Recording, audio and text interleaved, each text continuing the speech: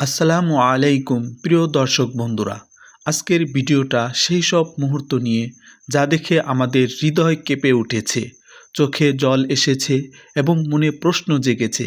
হালিমা কি সত্যি মারা গেল? কুরুলুস ওসমান সিরিজের 189 পর্বের আপডেট অবশেষে এসেছে, আর সেই সঙ্গে এসেছে ধাক্কা, চমক আর বিশাল এক ধোঁয়াশা। হালিমা পাহাড় থেকে পড়ে গেল, বালহাতুনের চিৎকার, ওসমান গাজীর হতবাক দৃষ্টি, আর আমরা পর্দার সামনে স্তব্ধ। কিন্তু হালিমা কি সত্যি শেষ, নাকি এটা বড় এক পরিকল্পনার শুরু? বন্ধুরা, আমরা বিশ্বাস করি হালিমা এখনো বেঁচে আছে, কারণ সিরিয়ালে কখনোই বড় কোনো চরিত্রকে দেহ না দেখিয়ে শেষ করে না। হয়তো সে পড়ে গিয়ে কোথাও আটকে গেছে, হয়তো কোনো দরবেশ বা অজানা এক রক্ষক তাকে বাঁচিয়ে ফেলেছে। এদিকে বিপদের ছায়া আরও ঘন হচ্ছে।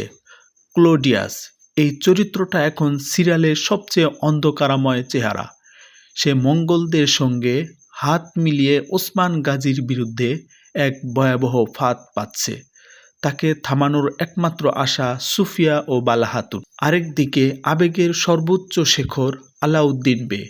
গঞ্জা হাতুনকে মঙ্গলদের হাত থেকে বাঁচাতে নিজের প্রাণকেও তুচ্ছ করল সে। বন্ধুরা, এই দৃশ্য শুধু একটি উদ্ধার না, বরং এক যোদ্ধার জন্ম।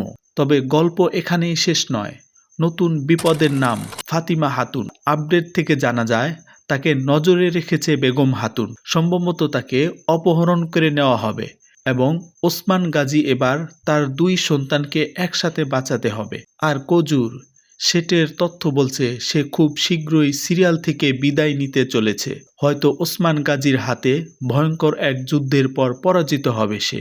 শেষে আসি ঐতিহাসিক মোড়ের কথায়। বুরসার ফাতেহ। ওসমান গাজী এই ফাতেহের সূচনা করলেও তার জীবনের শেষ সময় ঘনিয়ে এসেছে। তিনি এই যুদ্ধের দায়িত্ব দিয়ে যাবেন তার সন্তানদের হাতে।